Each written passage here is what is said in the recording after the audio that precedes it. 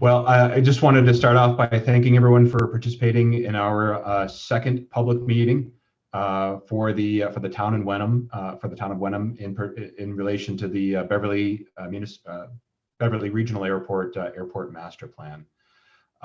We are thankful to have all of you attending this virtually. Before we get too far into the presentation, I guess I would just open it up first and offer to you, Gloria, for any introductions to start off with. Sure, thank you for that, Jim. Again, thank you. I know we're going to have some more attendees probably join later on in the call, and we will reiterate this later on tonight, but the presentation will be available on our website, so those who have not seen the beginning will be able to see it later on. So thank you. We have held 4 public meetings in January, including with the towns in the cities of Beverly, Danvers, and Wenham, as well as the public commission meetings, and we presented the last chapters of the Airport Master Plan. The Danvers Commission representatives, Scott Dulay, the chair, and myself, and the consultants held meetings with the Danvers Select Board, meetings with various members of the public, as well as meetings with local state representatives to address some of the questions and comments we heard from constituents. In this presentation, we will discuss the comments we received, as well as discuss what the airport has already been doing, and we will be doing to discuss those highlight those items, and a lot of what we have heard from the comments we have heard address those, resulting from the last Airport Master Plan presentation. This is Jim Miklas. Hillary Fletcher from Aviation and Woolport Company will be joining us a little later in the presentation, though. Jim, thank you. All right, terrific. Thank you, Gloria. And there's several other members of our team, including Bob Mallard from Airport Solutions Group and Mike Alberts as well. And you'll be hearing more from them a little bit later. But Gloria, thank you very much for the introduction. And I guess let's get into it. Again, my colleague Hillary Fletcher is not able to start off this meeting. She will be here later. She's far better at this, frankly, than I am. But you're going to be with me here for a little bit, for sure. So our meeting here today is we wanted to touch on a few different things. Based on our last series of meetings that we had at the end of January.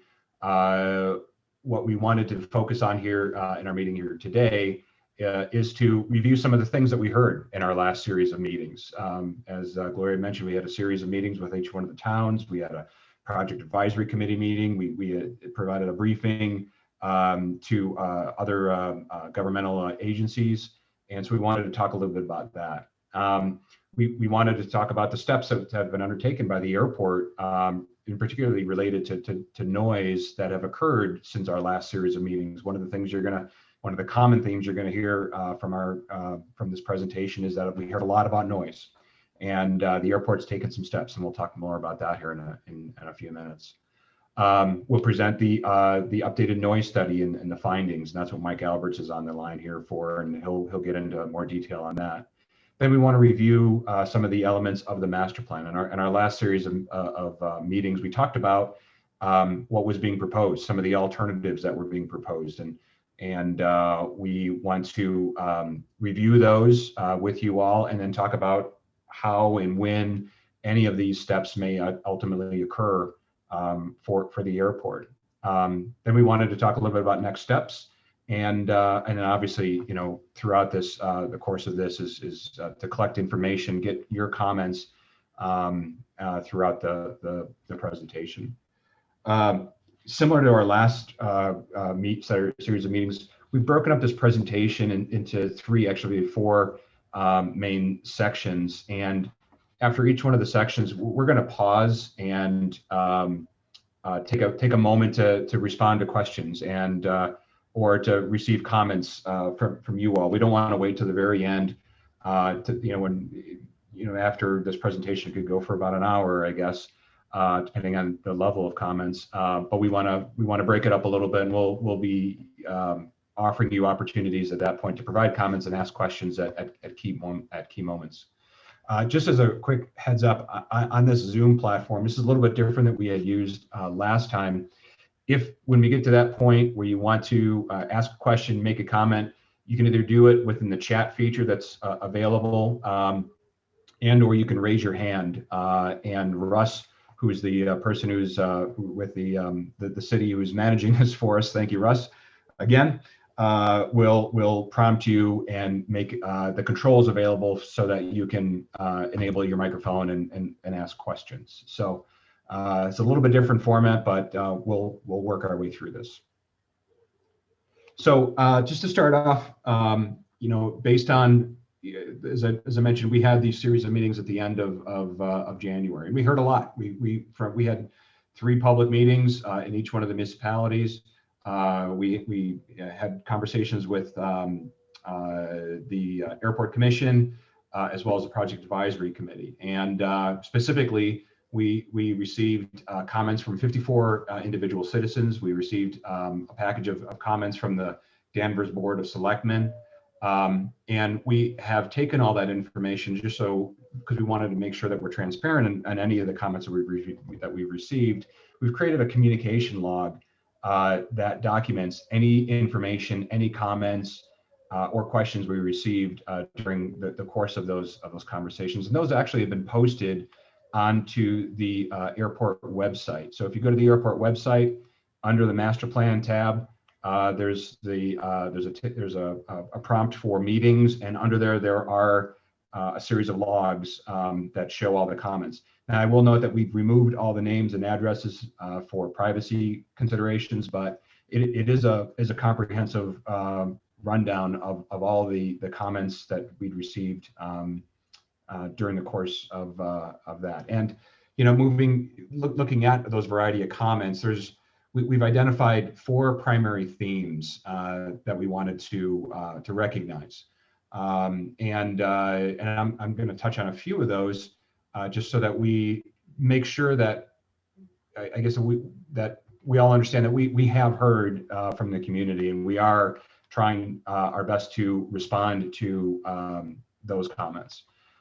So theme number 1 really is about basic communication. There was an expression of a desire for more routine communication to all the communities around the airport, just a regular update in terms of what's going on at the airport, what types of activities. There was also an expression of a desire to have advanced notification of new events, anticipated events. There are a lot of things that occur at the airport, special events. Sometimes there's things that occur that might be specialty, training for the municipalities, whether it be the fire department and the like. And the community was looking for better communication so that they're aware of things that are going on at the airport. There were comments related to the economic benefit and that the airport provides to the community, as well as the potential impacts on property values. Specifically, there was questions about what is the economic impact of the communities of even having the airport, or outside of or maybe more specifically outside of the city of Beverly itself. And there was some expression of concerns about what property values, what happens to the property values when you're located next to an airport, and receive impacts due to airport activities. Other themes were related to, and this is going to be the focal point here for much of this presentation, is noise. The overwhelming number of the comments we received from local citizens were related to existing noise issues. And then there was an ancillary expression of concern of, okay, well, if we pave over the safety areas or we extend the runways, what's that going to do for noise as well? So we're going to get much further into the noise issue. And then there was also a general concern about, I guess, safety. And there was an expression of concerns about jet fuel odors. There was questions about, aircraft incidents or accidents and safety related to that, as well as the impact of proposed migration from normal or more older incandescent, lighting on the airport to LED lighting. So again, those were the major themes that came out of those comments. Again, those are available online, and you're certainly welcome to look at that. but since that time, the airport has been very proactive in responding to those comments, particularly with respect to noise. And we just wanted to touch on some of those things because the airport has been very active and is, as I said, being very proactive in how it's responding to hearing these comments.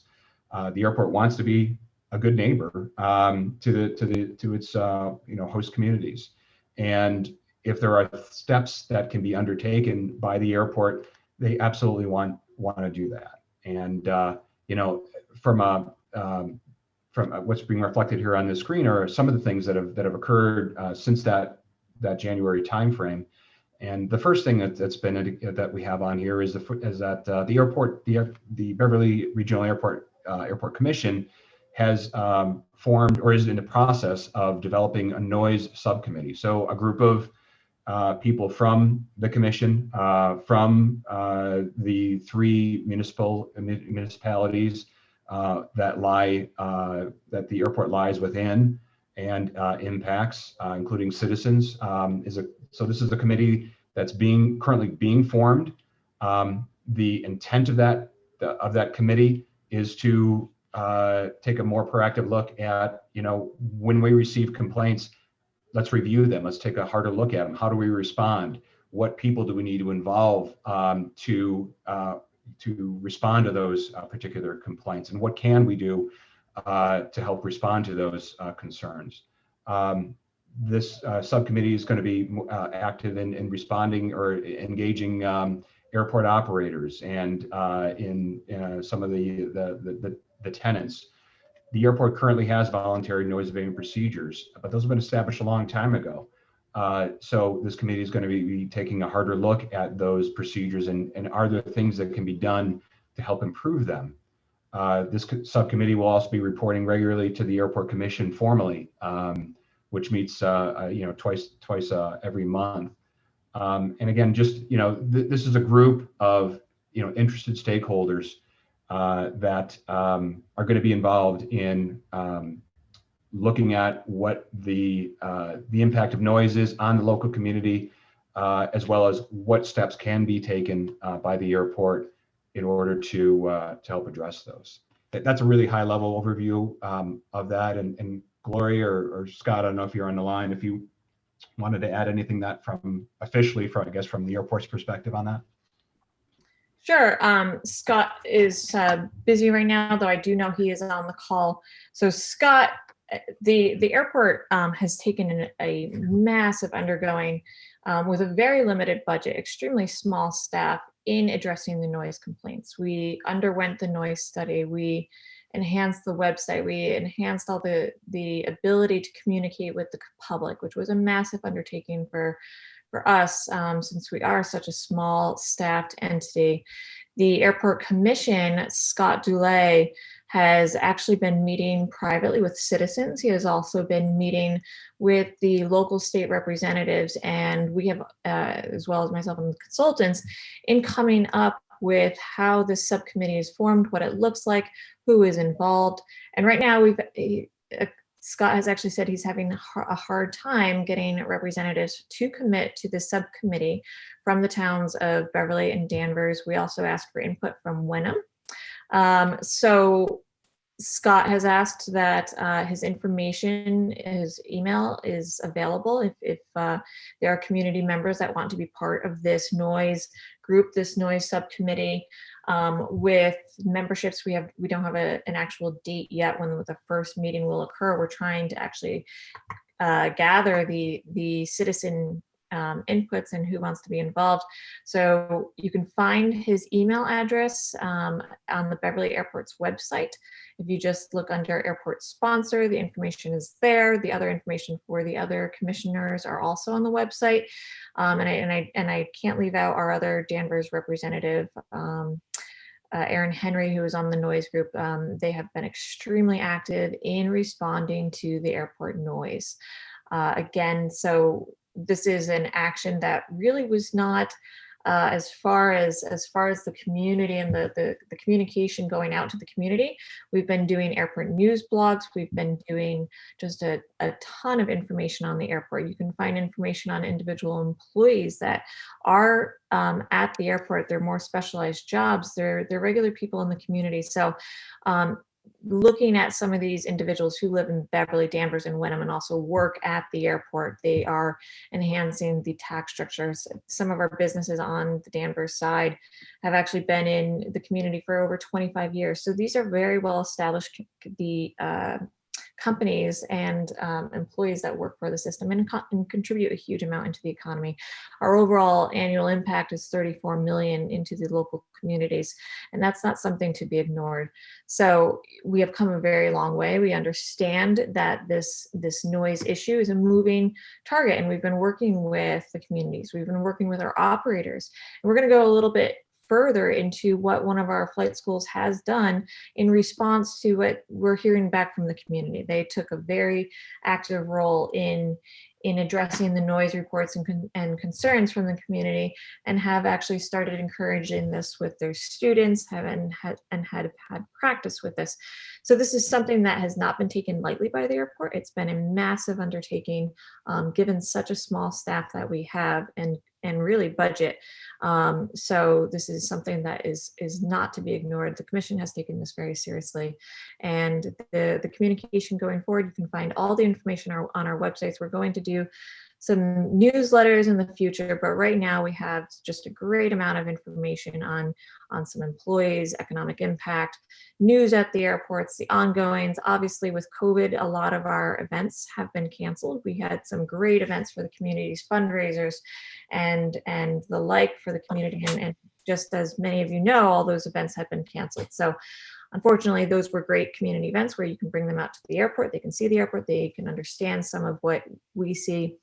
And so anyway, when we are able to have these community events again, of course, we're going to come at it full throttle again. And we're excited to invite the communities back to the airport for our events. Thank you, Jim.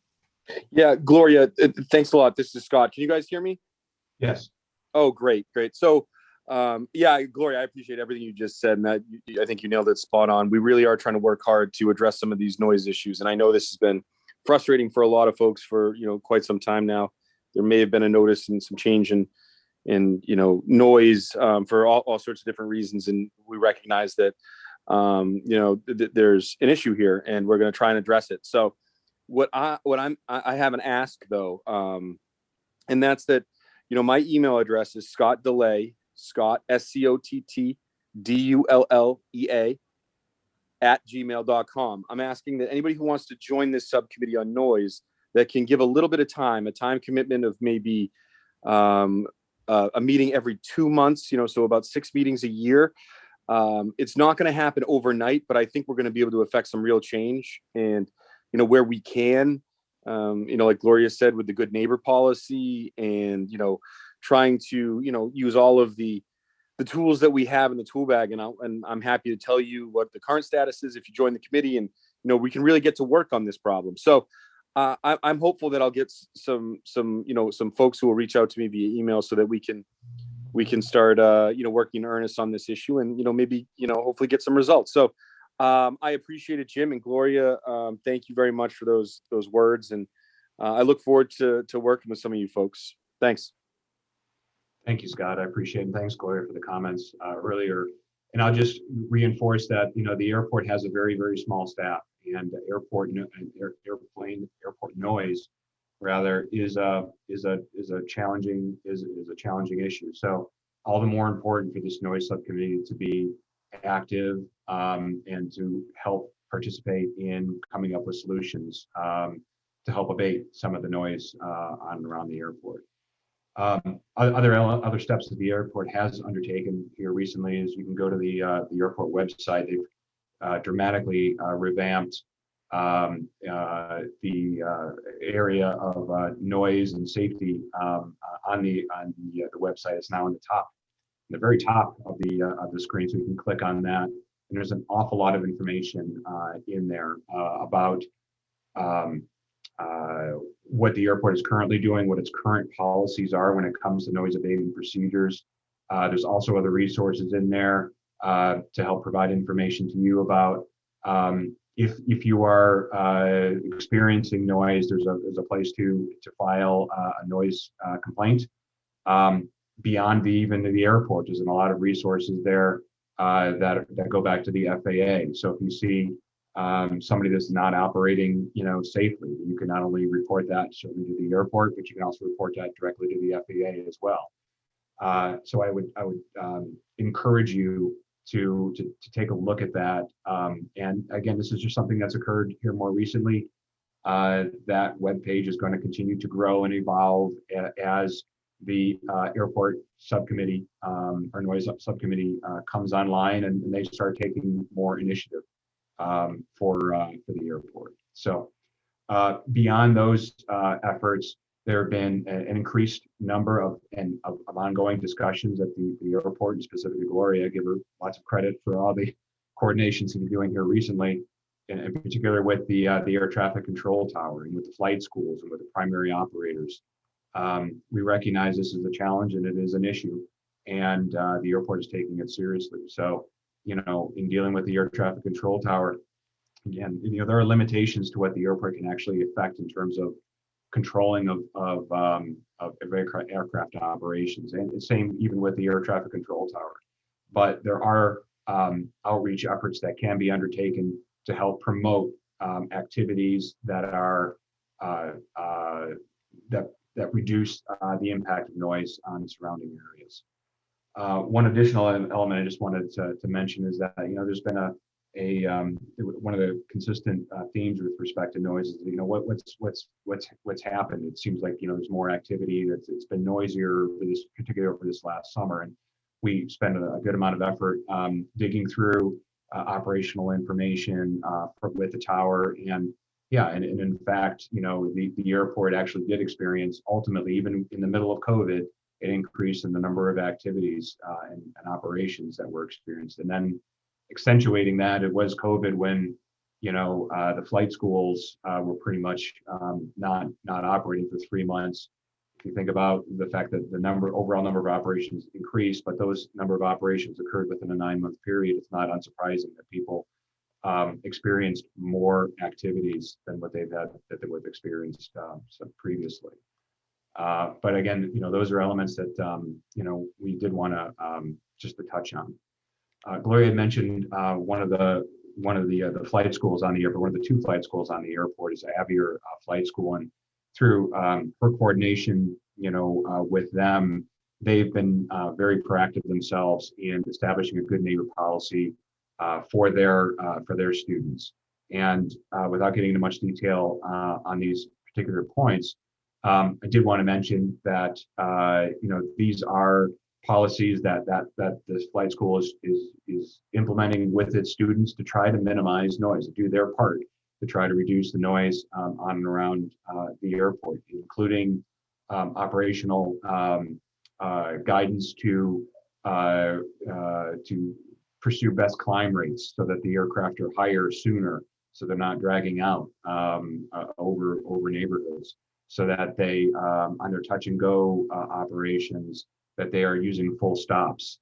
A lot of times what happens with touch and goes is because an aircraft touches down closer to the middle point of the runway and then they have to power up, it tends to create more noise. So they're changing the way that they're training their students, as well as utilizing other airports within the region to try to enhance their curriculum by having them fly to different airports as well, to create a range of destinations for their folks. And so, again, this is just one of many conversations that have been had thus far, but this is an instance where one of the tenants is taking a very active and participatory role in how they can help improve noise on and around the airport. So we certainly want to give them credit for that. Other activities, I mentioned that the airport is continuing to communicate with the air traffic control tower. This goes back to one of the comments that was made with respect to jet fumes. for aircraft that were being held at one of the runway ends. And so the tower is aware of that. We work with them. They are very cognizant of trying to maintain or to try to minimize aircraft being held at the ends of runways that have a greater propensity to potentially impact, abutters. The key, though, out of the master plan and a lot of these actions also is that the airport will continue to meet all federal and state safety requirements, and that is the preeminent charge of the airport on the master plan, as well as any of the actions that the airport is taking. The airport meets all of those standards. They're going to continue to meet those standards. We want to make sure that folks that are operating on the airport and folks that live around the airport are as safe as possible. And the best way for us to do that is to make sure that we're meeting all of those safety requirements. I just wanted to touch on, it was concerned about LED lighting. As we all know, LEDs tend to be brighter than normal lighting. But I wanted to emphasize that this project, as lights are replaced, is more of an energy enhancement or an energy benefit project. The actual brightness of the light bulbs, of the lights, really aren't going to change. It's just that the level of lights are going to be able to be generated by the airport with a much reduced energy. So I know there's some concerns about what are the visual impacts going to be when the lights get changed over to LEDs, and it should remain as it is today. It's just that it's going to be more environmentally friendly. The airport will continue to work with the commission to ensure that communications are more routine. And Scott had mentioned about the subcommittee's meeting and the regularity of that, but also establishing a semi-annual community newsletter about airport activities. There's a variety of different ways that the airport can help communicate this information, whether it be through social media, which I know Gloria does quite a bit on. There are opportunities for email blasts that are available to us. Again, one of the challenges the airport runs into is just the lack of staff that they have. So the more, I guess, passive maybe some of these communication mechanisms may be, the more that they're going to have to be utilized and be able to have them promoted. But we are looking at different opportunities for creating a broader and more consistent mechanism of communications. Also on the website, as I mentioned, we posted an awful lot of information related to the airport, related to noise, and some of that other information are things that Gloria had also alluded to, which was a more recent Massdot Aeronautics economic impact study. Airports are economic generators for the communities, and there's a good amount of information available to learn more about how airports actually do contribute to the economies of their host communities and the surrounding regions within which they reside. So we've made those types of information more available to folks. So I'd certainly, again, encourage you to go to the website. There's a lot of really good information, available in there. And with that's our first section of the presentation, and we wanted to pause here to allow for comments and questions. And so this is my first time navigating this, so I'm not able to see people raising their hands. So I would rely on anybody else who can see it to let me know if anybody has any hands raised. Ty Kennedy has hand raised. Mr. Kennedy. If you could unmute. Yeah, unmuted and then it muted me back up. Apologies for that. So appreciate you hearing the concerns about the sound. I guess my big thing there is it's mostly just about communication is the strategy that I've heard so far, and not really like a dedication to putting money towards improvements that like match your airport improvements, i.e.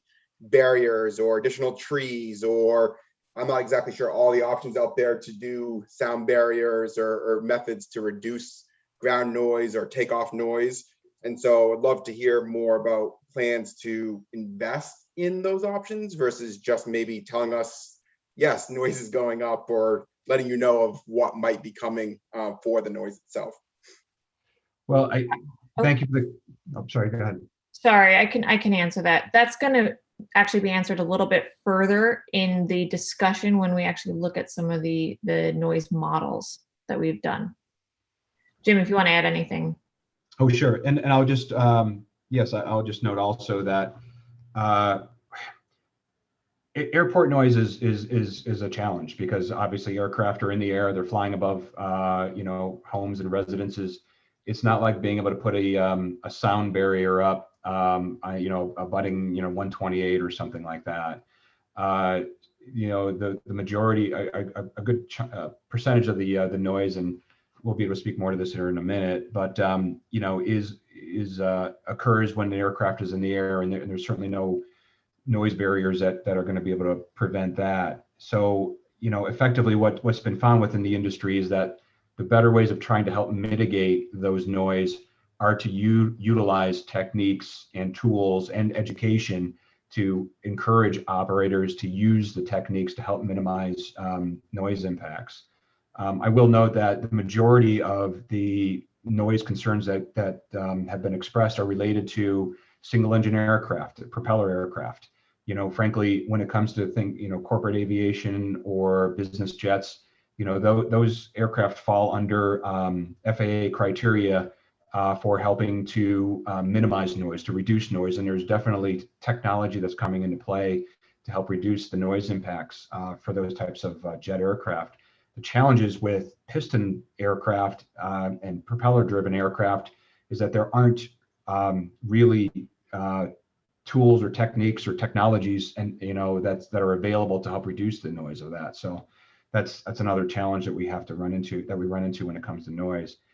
You mentioned about trees, and I understand that it's a challenge with trees. Is that another part of the safety factors that we need to consider for airports is that we need to make sure that airspace remains clear. And so trees and airports generally can have general conflicts. And so we need to be very careful about putting up vegetation or promoting growth that could potentially interfere with airspace, because we certainly, you know, don't want to create an obstruction or an obstacle for aircraft flying in the air, because that'll just make it more dangerous for people in the air and on the ground. So, you know, it's a long way of answering some of your questions there, but just, you know, at the end of the day, the most effective means of mitigating noise isn't really the physical elements, it's really the operational components. I appreciate the answer. I'll just make one last statement for myself, in that this is just my own words, in that I think most people accept the air noise of airplanes flying over. I think most of the complaints of people living in the community closest to the airport would be more concerns with the noise that is preventable from takeoff, landing, or on the ground. So those noise barriers, I hope, is part of that discussion, in addition to the education and, of course, you know, having planes use safety measures and take best practices in noise control. That's my only point. Thank you. Sure, certainly. Thank you.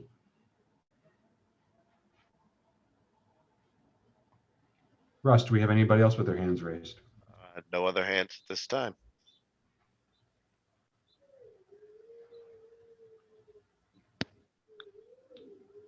Okay, I guess we can move on to the next section.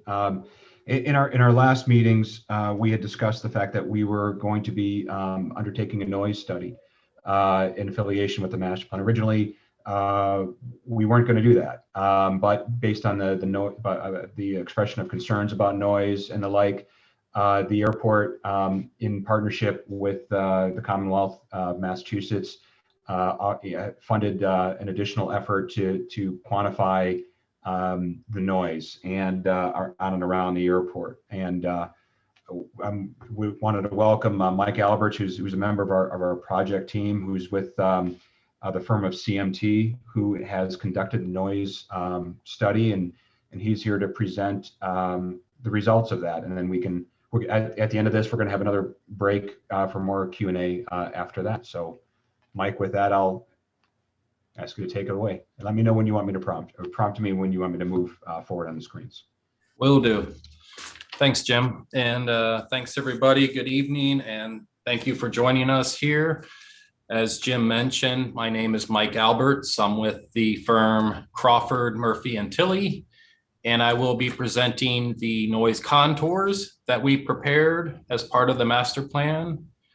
My presentation is about 10 minutes long, and as Jim mentioned, will be followed by an opportunity for questions or comments. I would like to begin by identifying that noise contours are prepared to help airport owners and operators better understand the compatible and non-compatible land uses around the airport. The noise contours also establish a baseline of the current conditions, and we can project how they will change in the future from either an increase in operations or perhaps a change in the types of aircraft operating at the airport. Contours by themselves do not make the case that aircraft don't generate noise and that the community is not experiencing noise or overflights. The contours have been prepared using a computer simulation model, the FAA's Aviation Environmental Design Tool. This model is required for use by the FAA when developing noise contours. The FAA specifically indicates that single event sound level measurements in the field cannot be used to develop noise contours. And next slide, Jim. Thank you. The noise contours are expressed in the day-night average sound level, DNL metric. The DNL, it represents the steady rate of noise over a 24-hour period with a 10 decibel penalty weighting added to the operations that occur during the nighttime hours, between the hours of 10 p.m. and 7 a.m. This weighting factor has been included to account for the increased sensitivity to noise at night. The DNL metric is the required metric for assessing aircraft noise and land use compatibility by the FAA in their formal Federal Aviation Regulation Part 150 noise study process. The DNL metric is also used in determining significant noise impacts in the National Environmental Policy Act, NEPA, studies.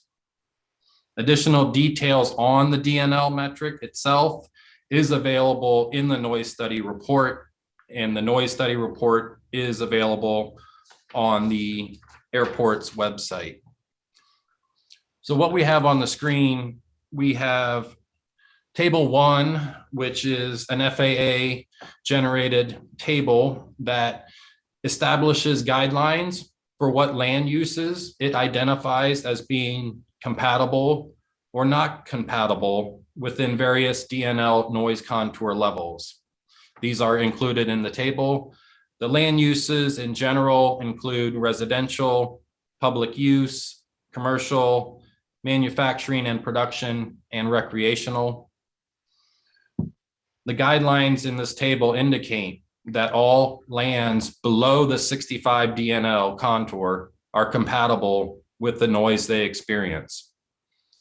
This full table is also included in the noise study report and can be reviewed, there in the report in closer detail. Next slide.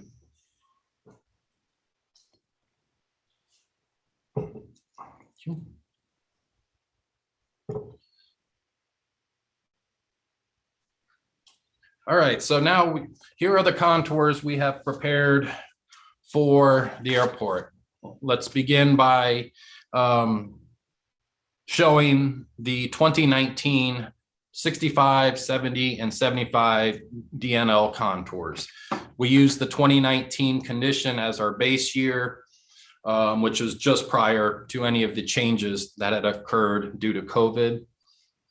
We see on the slide that the contours primarily remain within the limits of the airport property boundary. We see a small portion of the 65 DNL does extend off airport property down near the threshold of runway 34. In developing the noise contours for the modeling, we did have discussions with the air traffic control tower manager so that we could accurately reflect in the model how the aircraft operate at Beverly. I do want to note that circle-shaped contour in the center, near the center of the airfield, that is specifically a result of the helicopters that take off and land at that ramp. All right, next slide, please. Thank you. So looking into the future, the next step was to prepare DNL noise contours for the year 2029. The 2029 operations that we used in the model came from the aviation activity forecast prepared as part of the master plan. As we can see, they are slightly larger than the 2019 contours due to the forecast increase in operations in 2029. We would also note that the additional runway pavement on runway 1634 has been included in the model. Next slide. Thank you. Now looking further into the future, the third contour we prepared were for the year 2039. We can again see that they do get slightly larger than the 2029, again, due to the increase in aircraft operations forecast to occur.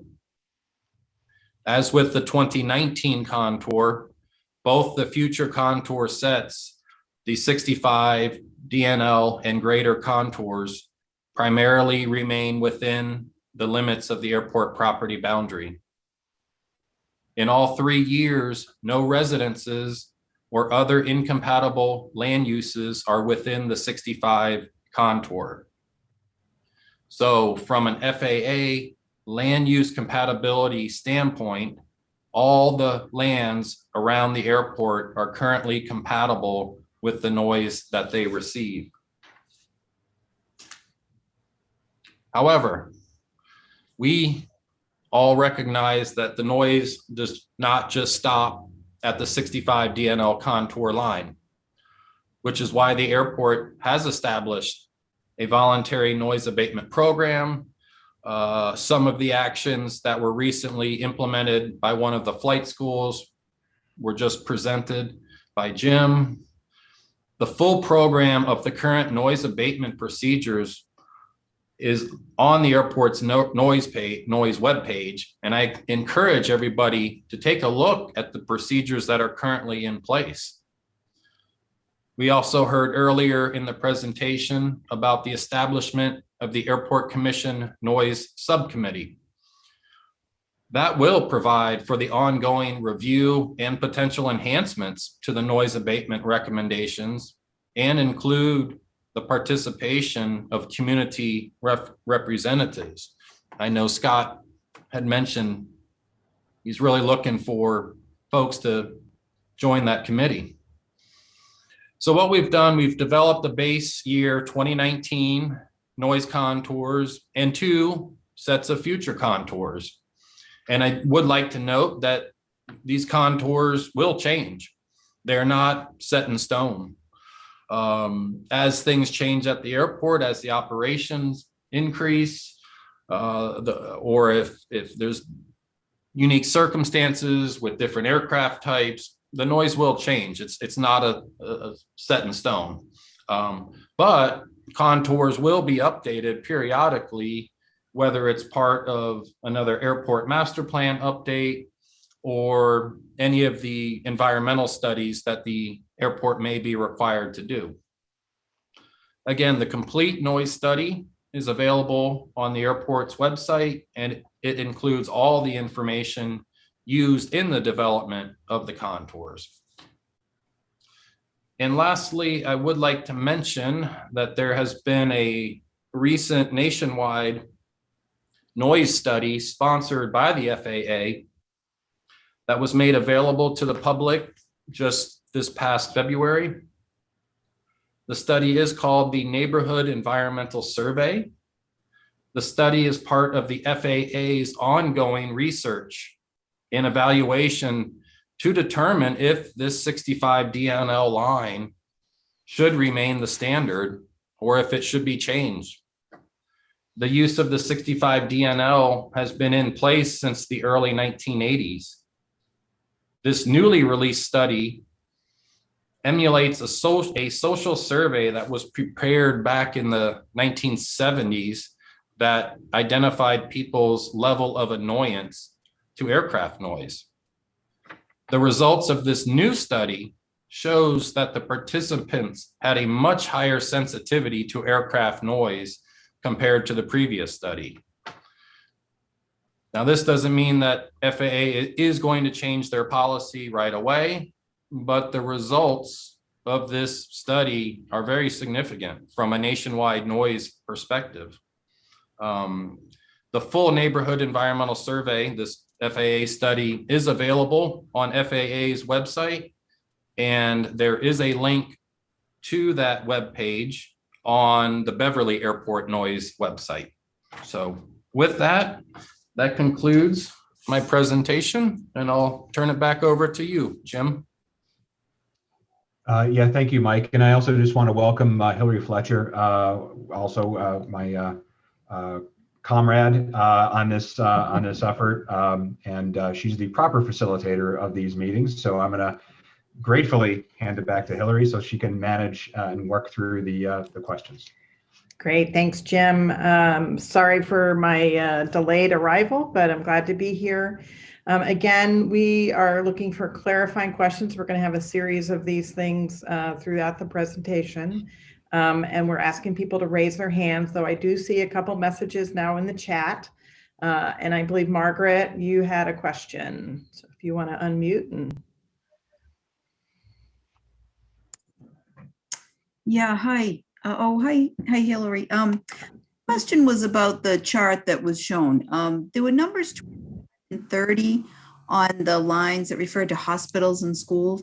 I just wondered what those numbers meant. I wasn't quite sure. I don't know if you can bring that chart back up. There we go. Right there. So under public use, you've got schools and hospitals, churches, and you've got a 25 and a 30, and in some other places. What do those numbers mean? Okay, Margaret, I can answer that for you. Thank you, Mike. Sure, those numbers in the table indicate that, let's say, for example, we'll look at hospitals and nursing homes. 65 to 70, we see a 25.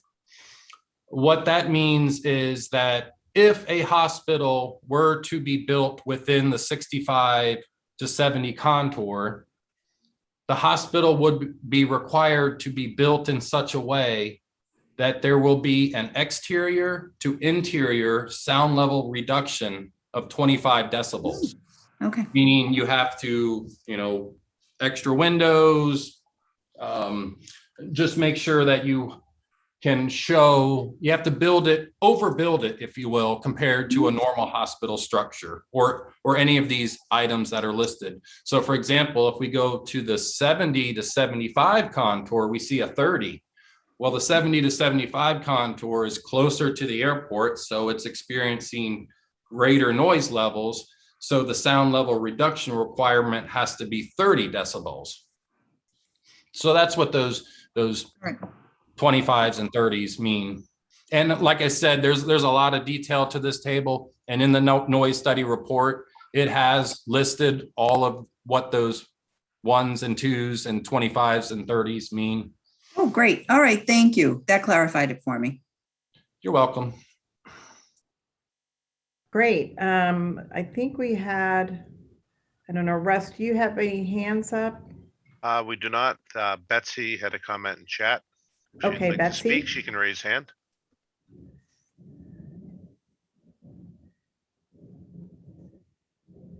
Betsy, you might be muted. Hi, I just had a couple questions. Wondering if there'll be an updated noise sensitive area map published, and then recognizing there's some limits to what you're allowed to limit for morning and evening operations. We've seen some airports that have been able to implement limitations there. So wondering if that's being looked at in particular for ground noise in the early morning or during the night. Thank you. I can jump in on that, Betsy. So yes, there is as part of this noise subcommittee and as part of the voluntary noise abatement procedure, there will be an update to the flight tracks and to the noise sensitive area maps that have been developed for the airport. So as part of that effort, certainly those maps will be updated. With respect to limitations on aircraft operations, I know the last series of meetings we had that is more of a challenge, and the reason that is a challenge is that the airport, neither the airport nor the tower, really has the ability or the authority to restrict aircraft operations on the airport, as long as the aircraft that are operating there are operating safely and securely. I would make it related to it's something similar, I guess, to traffic operating on Route 128.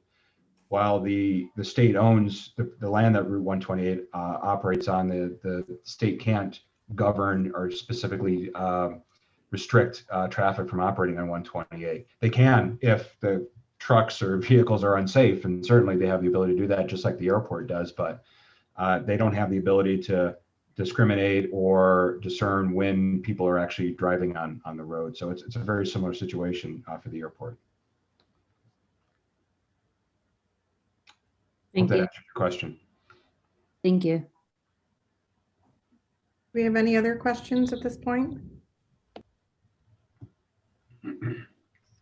There are no hands raised at the moment.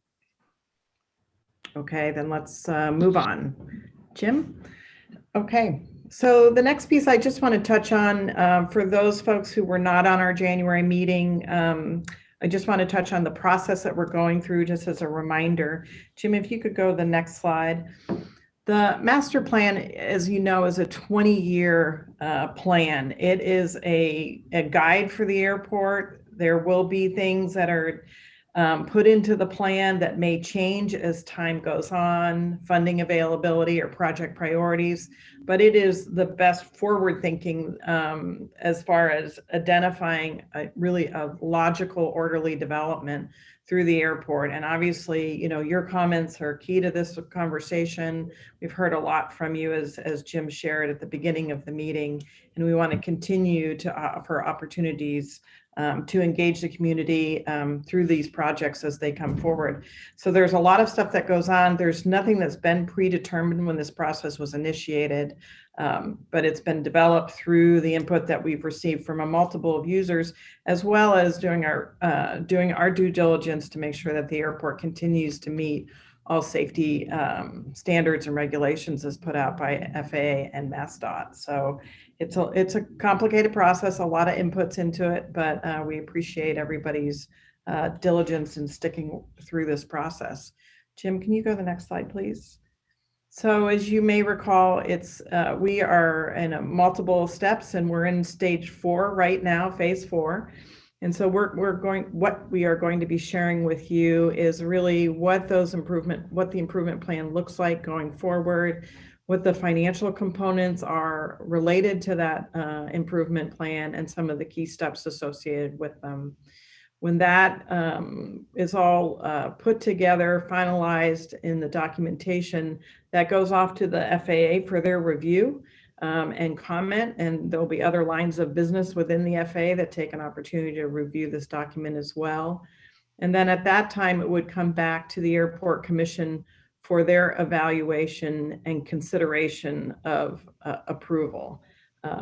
And we don't know that date for certain right now. The FAA approval review process typically takes 60 to 90 days. So we will be sharing with the community when that becomes a consideration for the commission.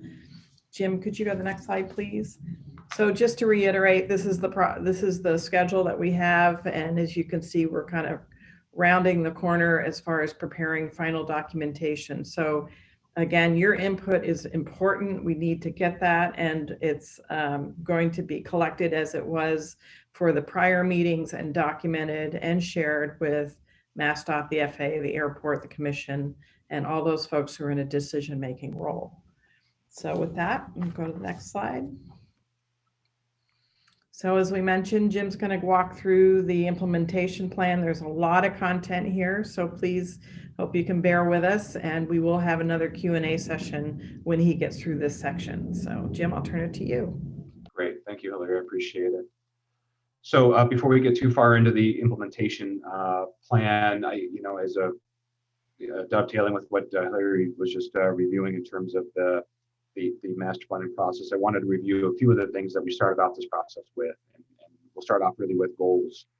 I mentioned earlier that safety is preeminent for the airport and for the Massdot and for the FAA. We need to make sure that the airport is designed, constructed, and is operated in as safe a manner as possible. And so, that being said, certainly the highest priority goal that we have is to make sure that we are meeting all the appropriate design standards based on the types of aircraft that are currently operating at the airport. One of our goals also was to support and enhance the airport's existing operational safety and efficiency, as opposed to just the actual facilities. How is the airport actually operating? Making sure that it's operating in as safe a manner as possible, utilizing best management practices, utilizing things like, frankly, the voluntary noise abatement procedures to help, the airport operate in as best manner as possible. We heard quite a bit from airport operators and tenants in terms of things that they would like to see happen at the airport. The airport, it's incumbent upon the airport to look to foster, future airport business development opportunities. I'll come back around to that and talk a little bit more about that.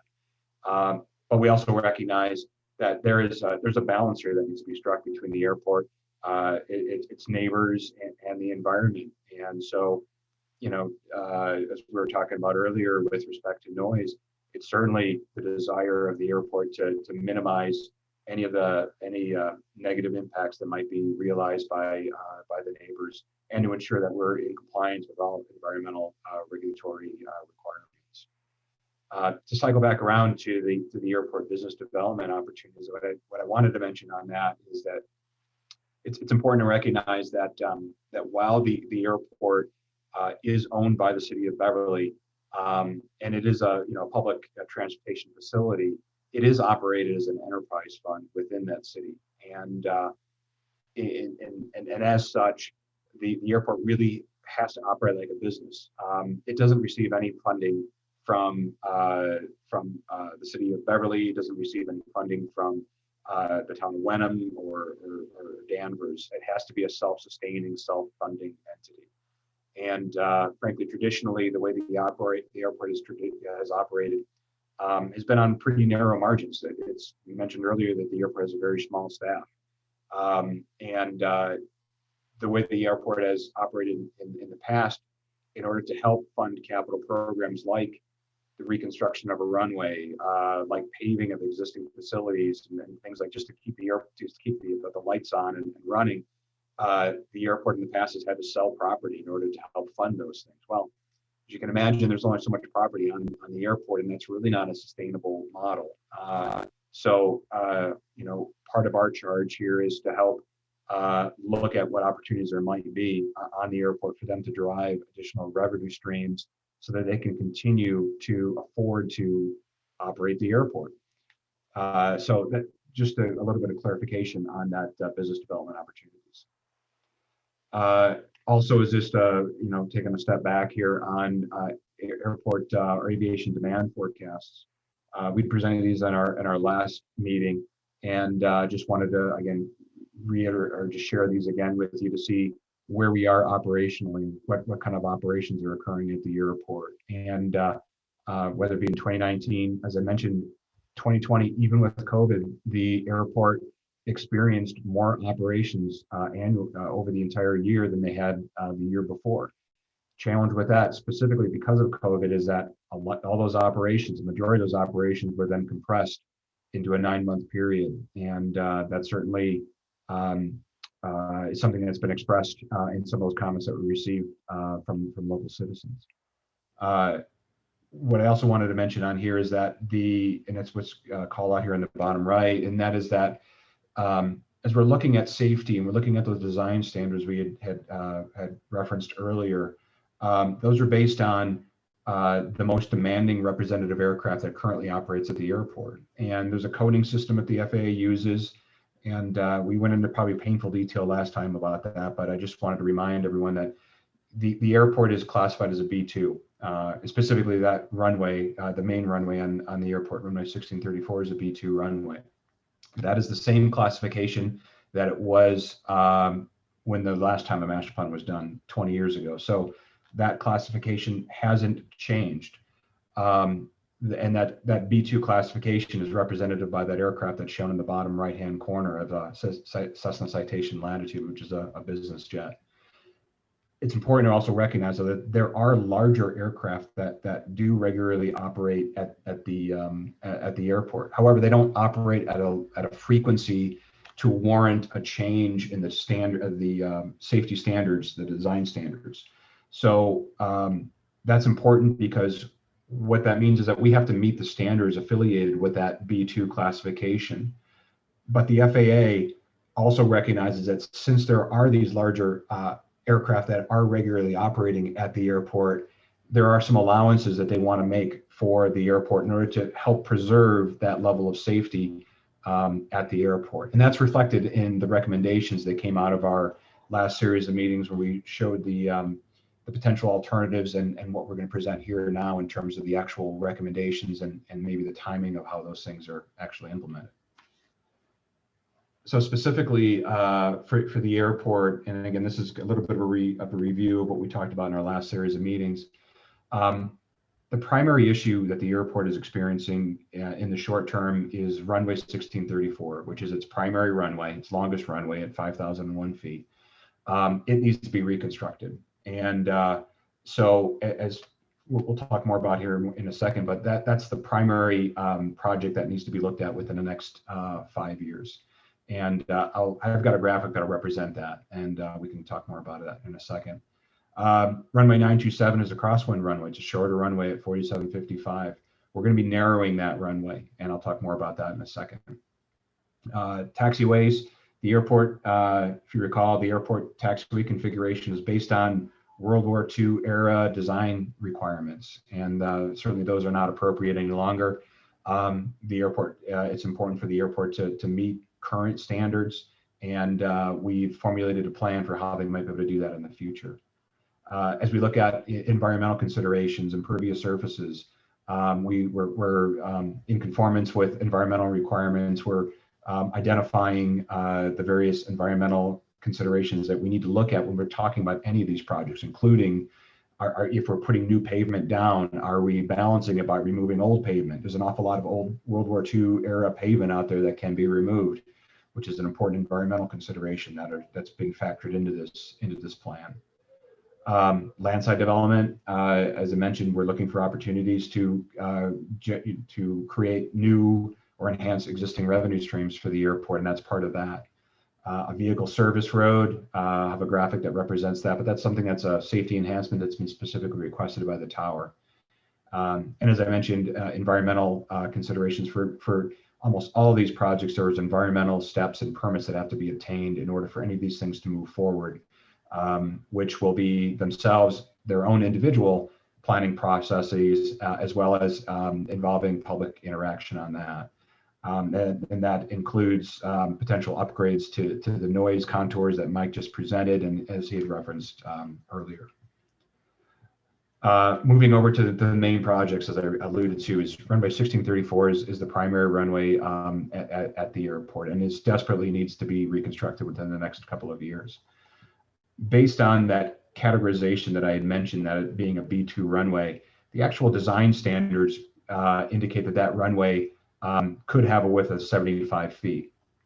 And what's being proposed in our plan here, and this has been established in coordination with the FAA, is again, because they recognize that there are some larger aircraft that currently operate in that runway, they want to preserve the degree of the level of safety that those aircraft are currently being able to experience by maintaining the existing runway width of 100 feet. Again, that offers a greater level of safety for those aircraft operating on that runway. In addition to that, the FAA, in our coordination with the FAA, there's been a recommendation that we pave over the safety areas. Those are the areas on the very ends of the runway. If you look where the numbers are, those are the lighter gray areas there, and that would be an additional 300 feet of pavement on either end. Now, what that is both a safety and an operational enhancement. Those are overrun areas in case an aircraft were to overrun the runway. It's safer for them to be operating on pavement than they are on dirt, effectively.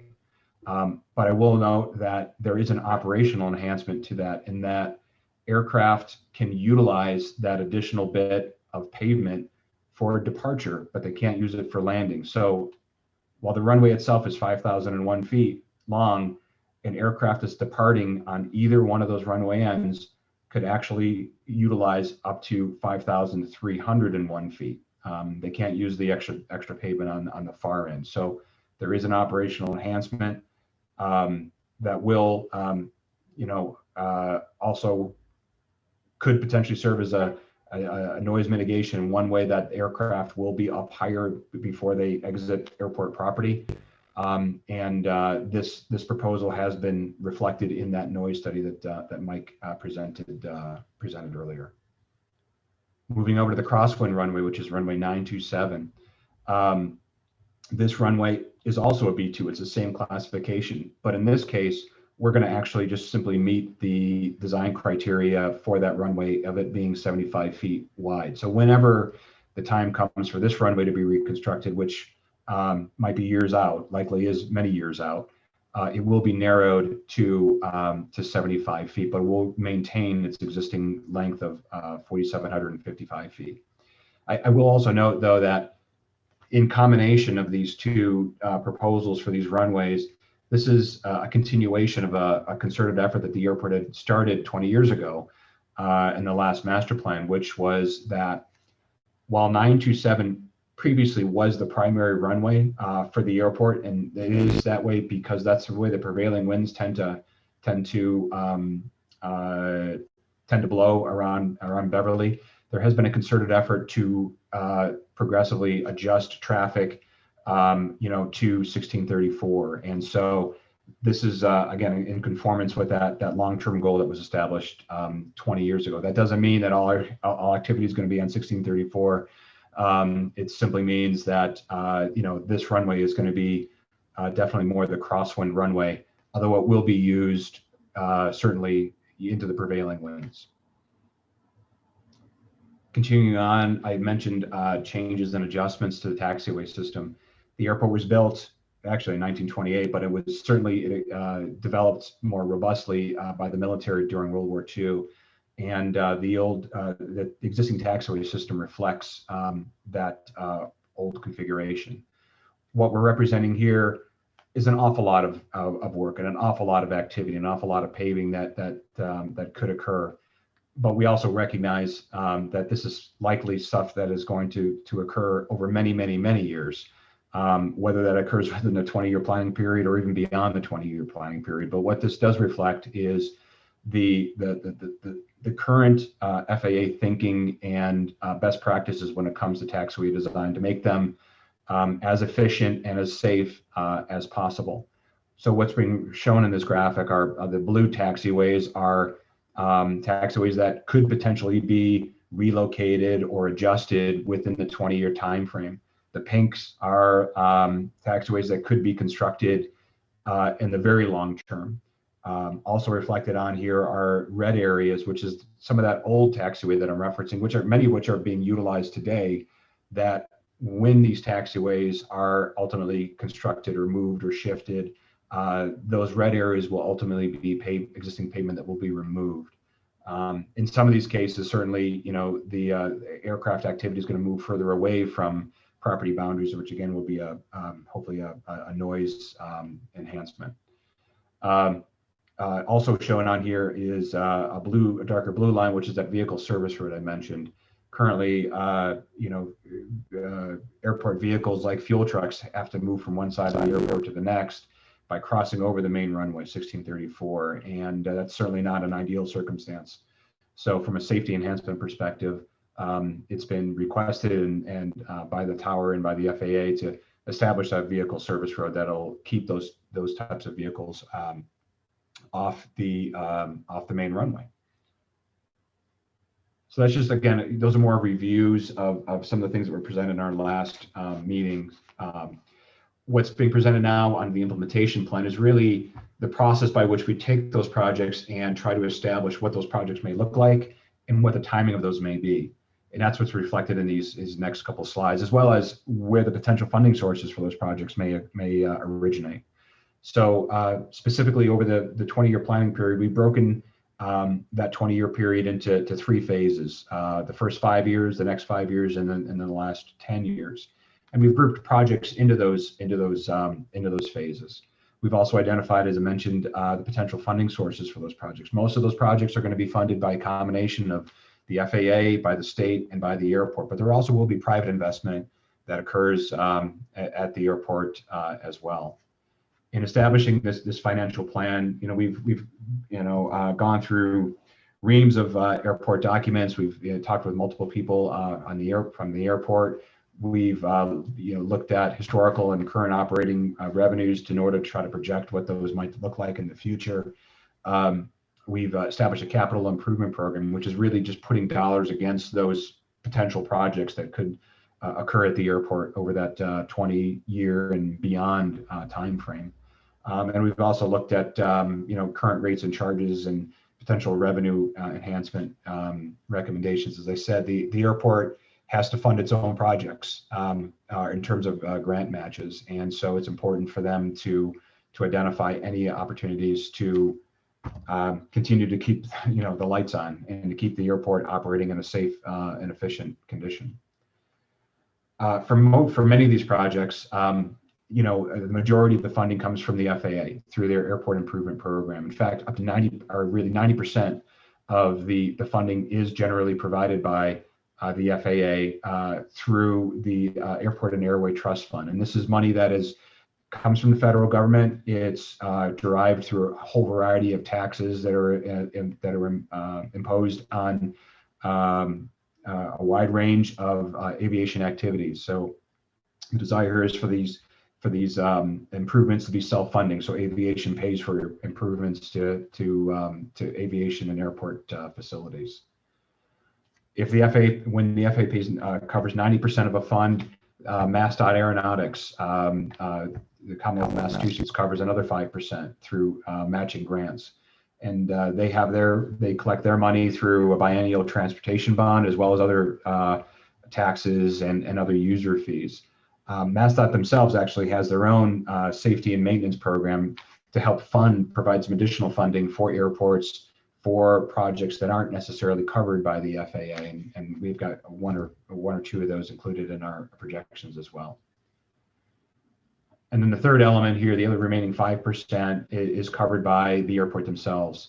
Again, the airport is self-funding, has to come up with that remaining 5% as an enterprise fund. The airport, its revenue streams are pretty much limited to fuel flowage fees, or any gas that's pumped on the airport. They get a piece of that. Fees for aircraft that are landing at the airport, those aircraft are charged fees, and they receive some revenue from that. Rental of aircraft tie downs and other user fees. But the majority of the revenues that the airport is able to collect from airport operations is related to land use, or is related to land leases, excuse me. So that's the vast majority of the income that the airport derives. Again, this is these need to be the things that we maximize in order to try to help the airport meet not only its operating costs, but as well as matching these capital improvements over the long term. So there are multiple phases, I said, that we look at on these projects, and I won't go into hopefully not too much painful detail on here, but this first phase of the capital improvement program is really the most critical. It's really focuses on the upcoming the upcoming 5 years. It's most important because these are the things that the airport really needs and things that really need to happen in the short term. And I'll just emphasize the fact, as I had mentioned earlier, is runway 1634. That runway is in desperate need of reconstruction, and three of these projects identified here in this phase are all related to the reconstruction of runway 1634. Two of which are related to the design and environmental permitting of it. So there'll be subsequent efforts after the master plan is completed to obtain those permits through the environmental regulatory agencies. Again, there will be public components to those efforts as well. Then we also have the big project, which is anticipated to occur in the 2014, or I'm sorry, 20. I'm mixing up my decades here now. The 2024-2025 timeframe, which will be the actual reconstruction of runway 1634. I will note that we put placeholders in here for things like the construction of hangar buildings and aprons. The airport is not in the business of building hangars, but there are folks and there are developers and there are people that want to be in the Beverly airport business and they want to build hangars there. So this is not a situation where it's if you build it, they will come. These people are wanting to be on the airport. So it's important that not only are these projects being funded by public entities, but there is a private concern here as well that want to invest in the airport as well. So we want to recognize that. So that's why we're noting that there is private investment and that looks to be involved in the airport. And I just wanted to clarify also, these constructing hangars and buildings are just representative projects. There aren't specific proposals on the table right now that are going to cost $1 million, but we are just identifying that is a need, or that is a likelihood moving into the future. I mentioned earlier that there is a dedicated program that the state has with respect to funding of projects or equipment that is not eligible under the FAA, and that's the purchase of a front-end loader for the airport.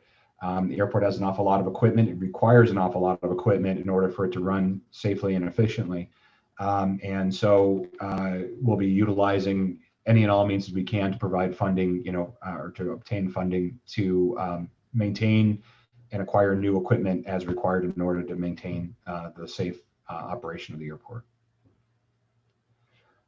Moving into phase two, anything beyond really, honestly, phase one, these projects can be adjusted or shifted or changed. And it's, these are more placeholders for things that are on the horizon, but aren't an immediate need for the airport.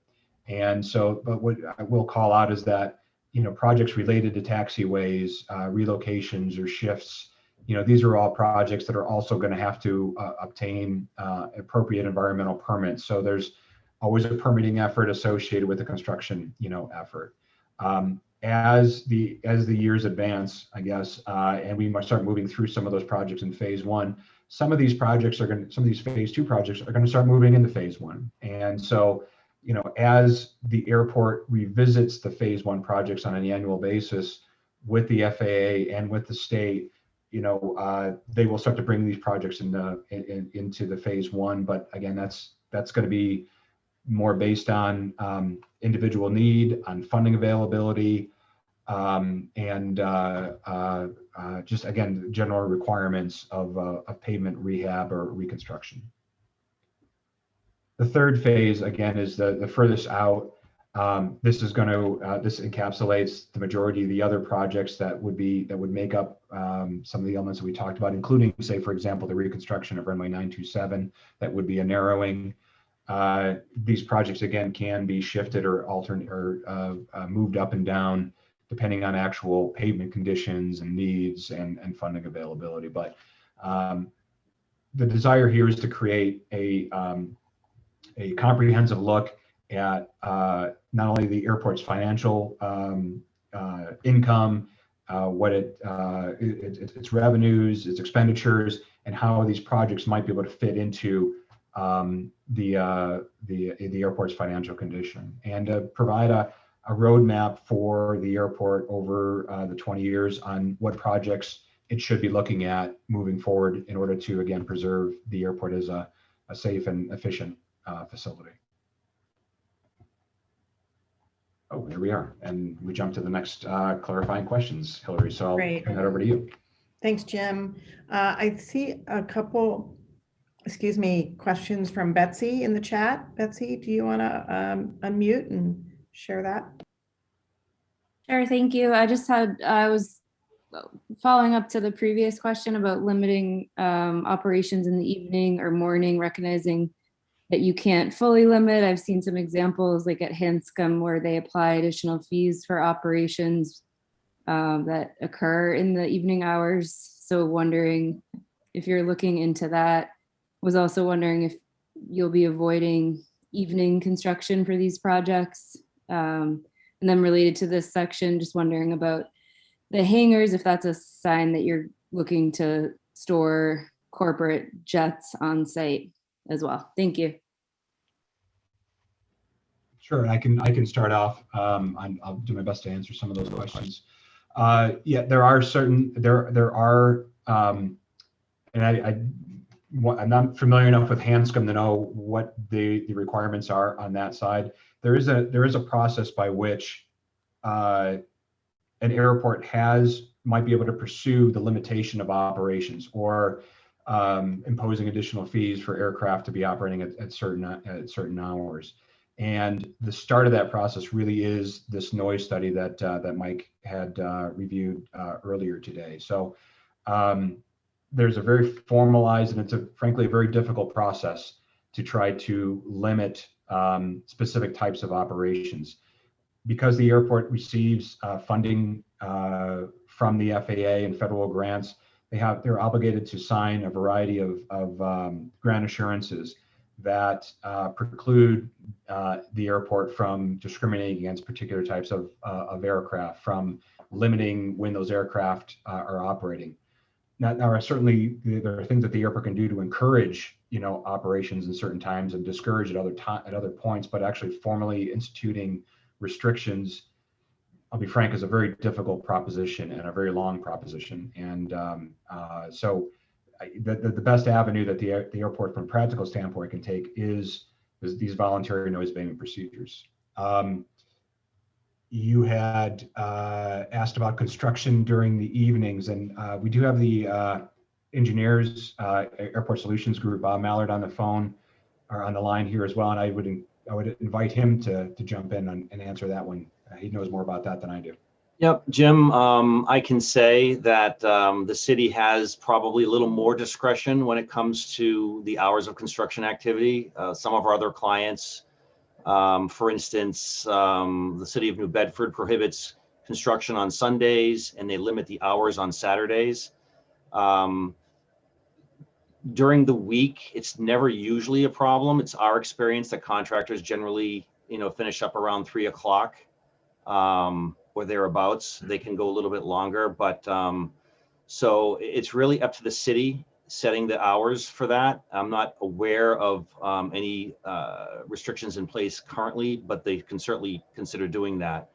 And with respect to nighttime work, interestingly enough, from the airport's perspective, it's common practice oftentimes to do an intersection, the localized area of an intersection, either overnight or sometimes 24/7, so as to get that done very quickly and open up the other runway for use. That doesn't have to occur that way. The airport could certainly prohibit nighttime construction and limit it to daytime only. It'll just extend the construction project out a little bit longer. So I believe the city has certainly more discretion and flexibility to impose certain limitations on the contractor. Balancing those limitations may impact the contractor and could lengthen the project and make it a little bit more costly, but it's something they have to weigh. Thanks, Bob. Betsy also had a question about hangars and the construction of hangars. Betsy, could you restate that? Because we had so many there. Yeah, sorry. Thanks for all those answers. My other question was just whether the construction of hangars is related to requests you're getting to have corporate jets able to store their jets on site. Thank you. Answer that. So Betsy, a hangar is really like a housing for an aircraft. It's somewhat similar to a garage in the sense that you have an asset and you want to keep it protected from the weather and the elements. So as demand comes, hangars could potentially be built. Currently, right now, we're not working on anything that hangars are being built. So for the users, you know, it's protection from the elements, as well as it does sometimes create a sound barrier to anyone that is on the other side of the hangar. So there are a couple elements that are looked at in development of hangar, though right now we don't have anything on in the plans right now. Thanks, Gloria. And let's see, Margaret, did you have a comment?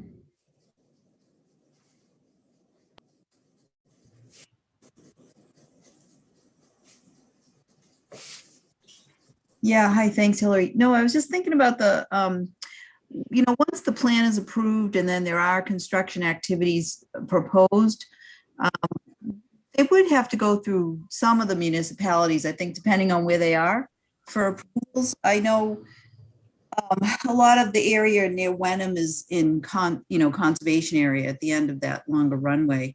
There's some conservation land there that, so my thought is that if that were to happen, the municipality would send out notices to all the abutters and to let them know that this was going on. And then maybe the town would be imposing some limitations on construction hours of operation or some of the activities. Bob, do you want to speak to that? Sure. Certainly, whatever environmental permits or approvals that are required, the airport would certainly go through those steps. And whether it's the city of Beverly or the town of Wenham, you know, they would have to answer to whatever authority they're before. If it's wetlands, it's Conservation Commission. So I think it's fair to say, depending on what is required by the activity, yes, they would have to follow the proper procedures. Yeah, thanks, Bob. And I think that gives the residents just one other level of opportunity to speak to projects too, once they're started. Sure. Thanks. Absolutely. Richard, did you have a comment to make? Yes, wanted to respond to the question about the noise fee at Hanscom. I think Betsy had asked about. There were a number of airports around the country, and the state of California, as a political entity, passed their own noise restrictions back in the 70s and the 80s, and that was what prompted the federal agencies to pass the federal agencies, and you heard earlier reference to Part 150 noise studies. That's the standard noise study that is conducted at airports. It is that Hanscom noise penalty is a weight-based fee. So if you land at Hanscom and your aircraft is over a certain weight, you pay a fee. The fee is relatively small, and I don't think it does anything to decrease the number of corporate jets that land there. But that type of fee is no longer lawful. It hasn't been. If Massport tried to do that now at Hanscom, it would be illegal. So if any airport tried to pass a noise fee like that, it's no longer lawful. Thanks, Richard. Russ, do we have any other hands up? I'm not seeing any other hands up for this session. Okay. Jim, could you take us to the next slide, please? All right. So as we round out this presentation this evening, I just want to make sure everybody is aware of next steps and the opportunity to provide some comments to us. So if you could go to the next slide, Jim. We are, as I said, in this phase 4, and the documents that we've been talking about this evening are all on the website. The presentation from tonight will be loaded this evening. You should see it up tomorrow morning, but the chapter is there, and there's quite a bit of detail in this chapter as well as all the other chapters. I encourage you to take time to read through those. The noise study is there. There's a lot of information. The communication log of what we've heard to date is also loaded and that should be very helpful to anyone who wants to look through that. We are asking for comments to be submitted by May 28th, and you can see Jim's email on that screen, and we would appreciate your opportunity to take time to read through this and give us some feedback. We held a meeting in Danvers last night, and tomorrow night we'll be talking to folks from Beverly. So trying to reach out to all of the communities and hear from all of you. Once this implementation chapter has gone through this May 28th deadline, and I want to say, if you have comments on any of the chapters, we'll accept any and all comments through May 28th. And then we'll be bundling up the final documents and getting them over to the FAA for their review and comment. And as I said, as soon as we're aware of when this would be a consideration for the Airport Commission, we'll make sure that information is conveyed out to the community. So again, May 28th, hope everyone can have some time to take a look and submit your comments in writing. We would greatly appreciate that. And with that, I want to go to the next slide. And any final comments that we have?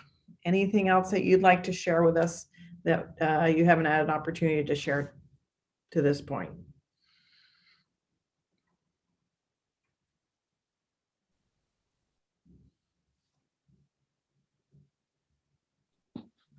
If anyone would like to speak, please press the raise hand button. And I am not seeing any currently. Okay.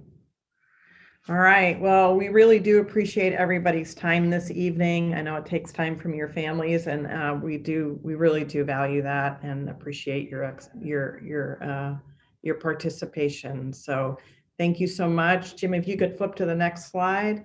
If you have any comments or questions, you'll see Gloria's email and Jim's. Please don't hesitate to contact us at any time, and have a good evening. Thank you so much. And one other thing, Hillary, I will add, thank you everyone. And I did put Scott DeLay, the chair of the commission, his email in the chat as requested. It is also on our website. If you don't get it in the chat, it's on our website under airport sponsor, airport commissioners, and you will see Scott's email address. And again, please go on the website for our information. Stay tuned for our upcoming newsletters. Thank you, everyone.